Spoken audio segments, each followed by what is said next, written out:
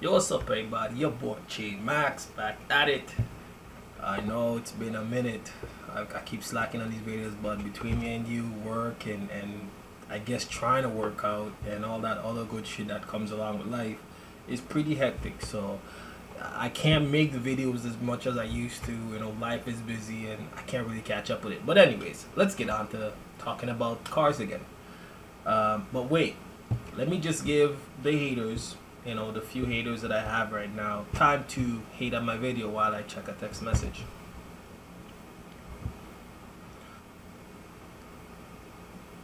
Okay, that's enough time for the haters. Anyways, today's topic is about maintaining your oil level, especially on these VQ35 motors. Very often I'd hear people say, like on forums or just talking in person, that their car don't burn oil, and I'm like, well, you're probably one of the few people that could actually say that. Most of the mechanics, any mechanic who talk about like performance or whoever that I know, they already know that these cars are common for consuming oil. It's just not because the engine's bad or defective. It's just that most times people don't really maintain their oil level. Like, mostly, I guess, people who are not into the car don't really understand it. When you go to the oil changers and you take your car in for a simple oil change, they will tell you come back to them in about 3 months 4,000 or 4 months 3,000. I think it's 4 months 3,000 kilometers, whichever comes first. The majority of people do not even check that dipstick to see how much oil they consumed, not maintaining the level. So what this does now is basically cause problems internally, where your rings aren't being lubricated, they're burnt out, they're worn, and you're gonna get some oil passing by where it's gonna burn out, and it's just a lot of stuff that you could really save yourself in the long run. Just get into the habit of checking your oil on a regular basis, and at least once a week, because your car burns oil. So get into it. As y'all may know, like, I'm on YouTube, Instagram, people ask me certain questions about your car. With my car, I know it pretty well. Okay. This guy from my Instagram came on to me. He's like, bro, I really need your help. I have a problem with my car. Let me give me input. I took my car's making a lot of noise from the engine, right? So right off the back of my head saying, yes, well, that's probably a tensioner or whatever, right? So it's probably that time to get your thing changed. But he's like, he don't have that much K on it. I was like, okay. He said his mechanic told him to get a new engine instead of fixing that one. Get a used one. A used one installed. He was charging him, I think, was $4,000 or $5,000. And I'm like, okay, honestly, if you just wake up and your car just started making noise, chances are it's just a timing chain. Tensioners and the guides are just not lubricated, or it's probably worn out, right? It's one of the two things. You either don't have oil, or your tensioners, the tensioners is worn. The guides are worn out. So I was like, okay, before you go buying engines and paying all to the money, a lot of mechanics are dishonest. They would probably know that your engine is perfectly fine, just need some oil. But majority of them, I'm not saying all of them, a lot of these mechanics will tell you, okay, well, they'll try to get fear into you to change your engine, telling you, okay, well, your engine is done, blah blah blah. So what a mechanic will do now is take this engine out of your car, put in a new one, charge you $3,000, $4,000, $5,000, how much ever they want to charge you to do that swap. Then take your engine, open it up, check your tensioners and your guides, replace that, put it back together. Now they have a perfectly fine working engine.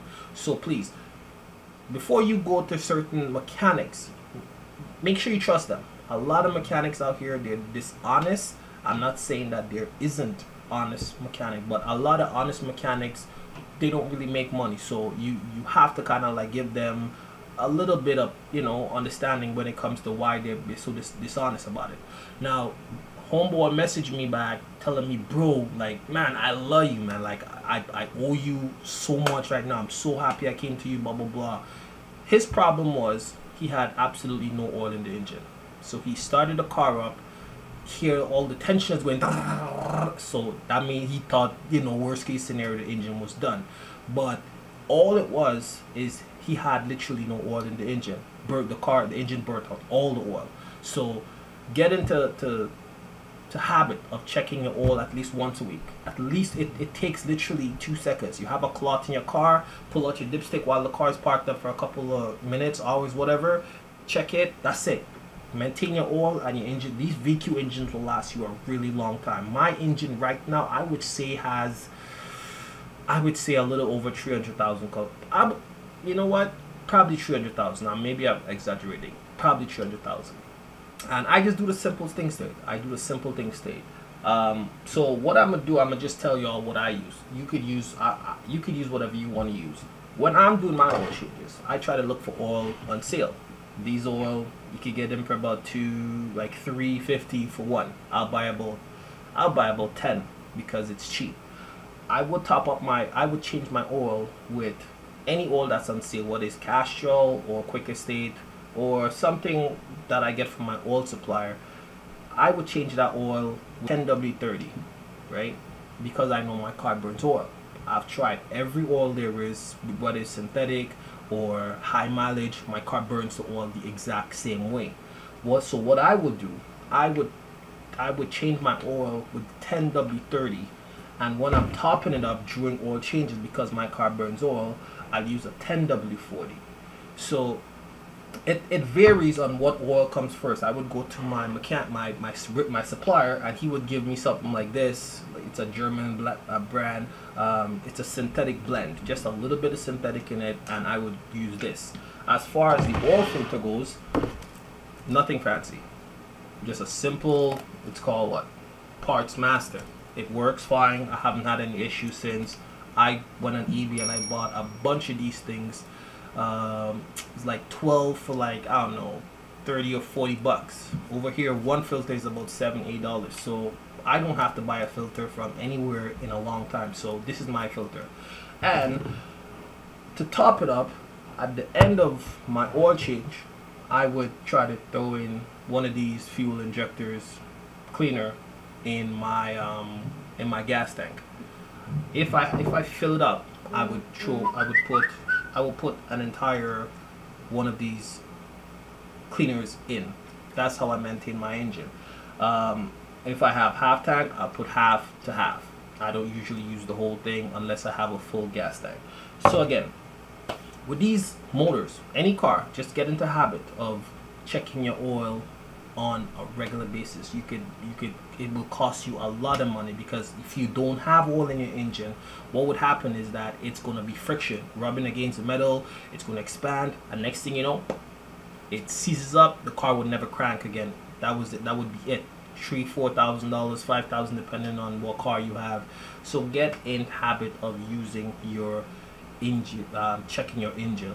So I just want to put that out there. Sorry, I haven't been making more videos, say, oh man, but I'm gonna try to see if I could somewhat keep up with it. So again, appreciate all the support. Y'all continue watching me and, you know, giving me the thumbs up.